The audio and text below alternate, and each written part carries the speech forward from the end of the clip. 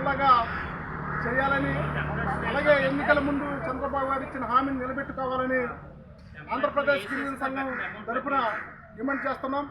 ఏజెన్సీలోని ఏదైతే ఏజెన్సీ మండలాలు ఉన్నాయో ఆ మండలాన్ని మొత్తం జిల్లాగా చేయాలి.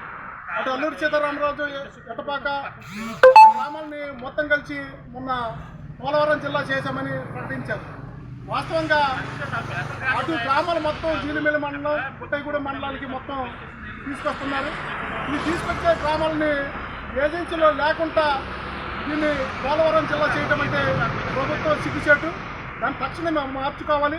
ఏదైతే పోలవరం జిల్లా చేస్తున్నారో ఏజెన్సీలోని ఏజెన్సీ సెంట్రల్ గ్రామంలో ఉన్న ఏజెన్సీని మొత్తం పోలవరం జిల్లా చేయాలని, అందులో కుక్కునూరు, వెల్లేరుపాడు, ఇది జీలిమిల్లి, పుట్టైగూడెం ఈ లేకపోవడం సిగ్గుచేటు. తక్షణమే ప్రభుత్వం దీన్ని స్పందించి ఏదైతే గ్రామాలు ఉన్నాయో కుక్కునూరు, వెల్లేరుపాడు, పుట్టైగూడెం, జీలిమిల్లి గ్రామాలు వీటిని పోలవరం అల్లూరి సీతారామరాజు జిల్లా ఉన్న గ్రామాలు పోలవరంని మొత్తం కలిసి పోలవరం జిల్లాగా చేయాలని డిమాండ్ చేస్తున్నాం. ప్రభుత్వం ఇంతకుముందు ఇక్కడ కోయిలగూడెం వచ్చినప్పుడు హామీ ఇచ్చారు చంద్రబాబు గారు, మీరు ఇక్కడ చాలా ఇబ్బందులు పడుతున్నారు, నిరసితులను అక్కడి నుంచి ఇక్కడ తీసుకొచ్చాము, ప్రత్యేకంగా ఇబ్బందులు ఉన్నాయి కాబట్టి ఏజెన్సీని మొత్తం గిరిజన జిల్లాగా చేస్తామని అన్నారు. వాస్తవంగా దీంట్లో చాలా మంది ప్రజా సంఘాలు అందరూ వినతి పత్రాలు కలెక్టర్ గారికి పిటిషన్లు ఇస్తున్నారు.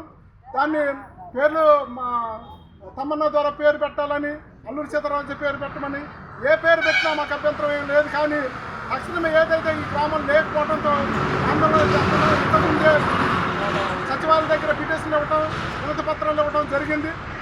ఇవాళ మండల కేంద్రంలో పిటిషన్లు ఇవ్వడానికి వచ్చాము. తక్షణమే ప్రభుత్వం స్పందించి ఏదైతే ఈ పోలవరం జిల్లా ఉందో అటు అల్లూరి సీతారామరాజు జిల్లా, పోలవరం మొత్తం కలిపి జిల్లా చేయాలని ఆంధ్రప్రదేశ్ గిరిజన సంఘం తరఫున డిమాండ్ చేస్తాం.